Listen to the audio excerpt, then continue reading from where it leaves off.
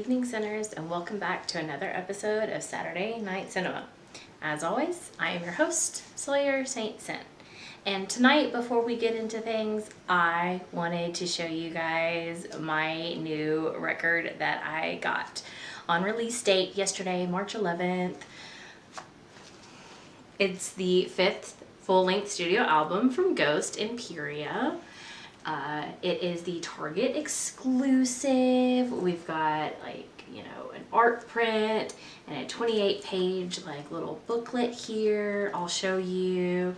See, we got a little booklet, and you guys, this record, if I can get it out, it's a little tricky. The sleeve wants to come with it.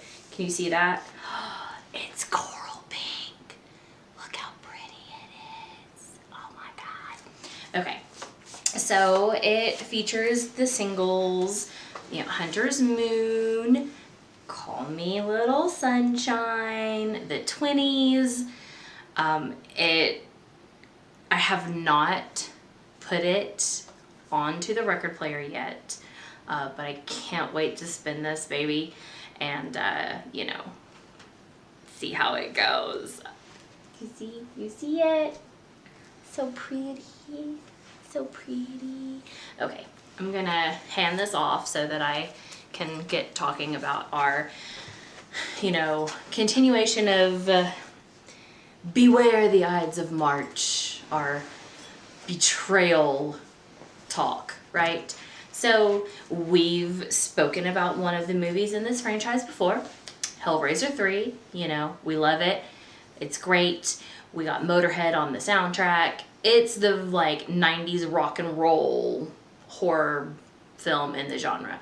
But today we're going to be talking about the original, the OG Clive Barker's Hellraiser, because it's the one that has the most betrayal. Okay, I mean, let's be honest.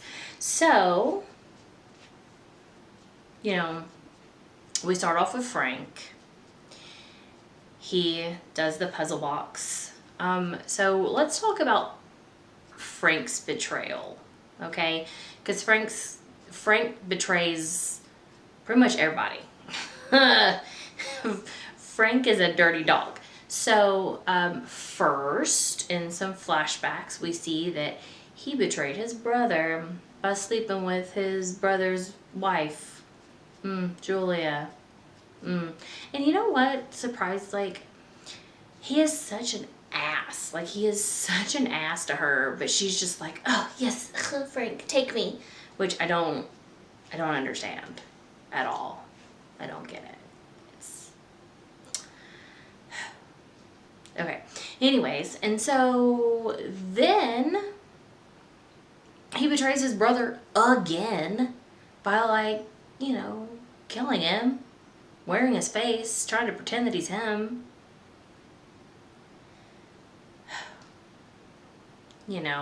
It's just trying to play it off that he's not Frank and have, Pinhead and the rest of the Cenobites take off, Frank's dead body, right? Because the thing is he's listen, look, I hung out with the Cenobites. Their idea of fun is not what I want to do. No, sir, okay, yeah. Julia, like I said, betrays her husband by sleeping with his brother. And then she goes out and finds all these dudes at bars. First off, let me say this. All of the bars that she picks up these dudes in are bright and crisp, and it's in the middle of the day. And I mean, I don't know what highfalutin fancy ass bar she's going to, but I kind of want to go to there because all the ones that I go to are really dark and smoky, and you can't really, see anything. Much less if you thought about taking somebody home, you'd get them in the light of day and you'd be like, ooh, never mind, friend. Anywho, so she's bringing back these men to kill for Frank.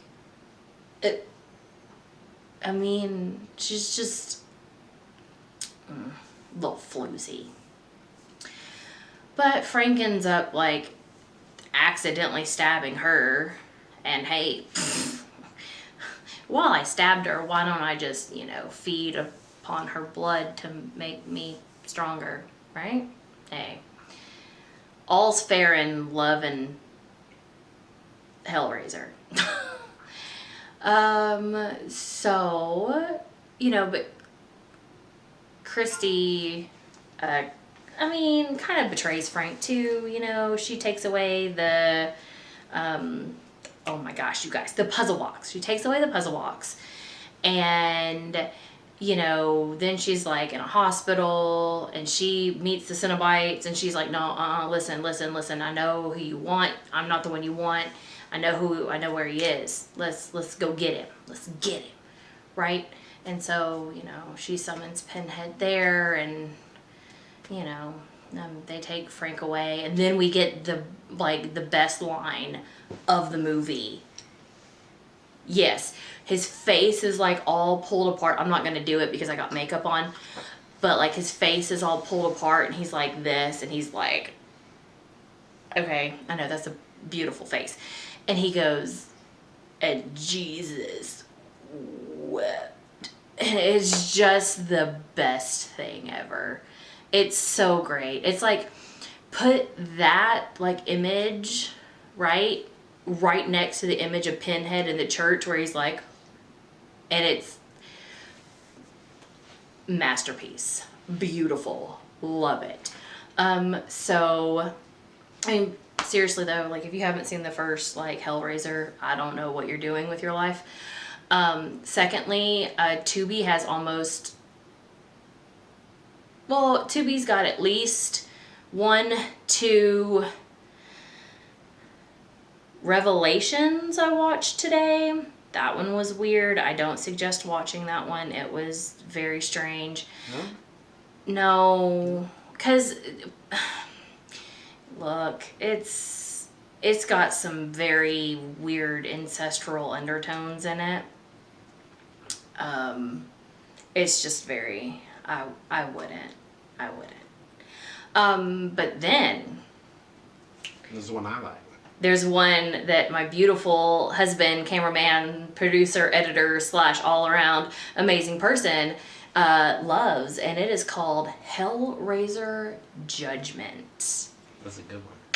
It's a good one. It's purgatory. It is fantastic.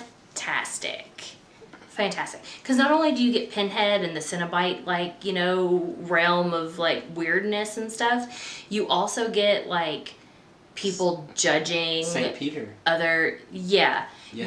You get the judgment of people and their sins, and there's a freaking serial killer that, they're trying to find, too. It's got all kinds of twists and turns and all kinds of awesome stuff. Anyways, Tubi, guys, I talk about Tubi all the time. That is my go-to to find movies to watch because they always seem to have just the best.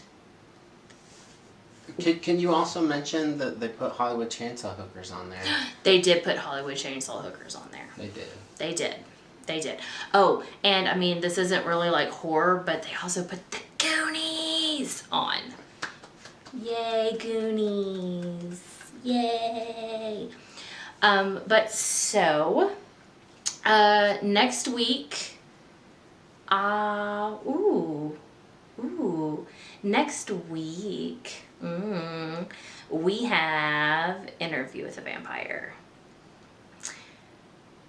Yeah, we gonna talk about Interview with the Vampire, which was one of the first, horror vampire movies that I watched. It went Bram Stoker's Dracula, Interview with a Vampire. It's a natural progression, right?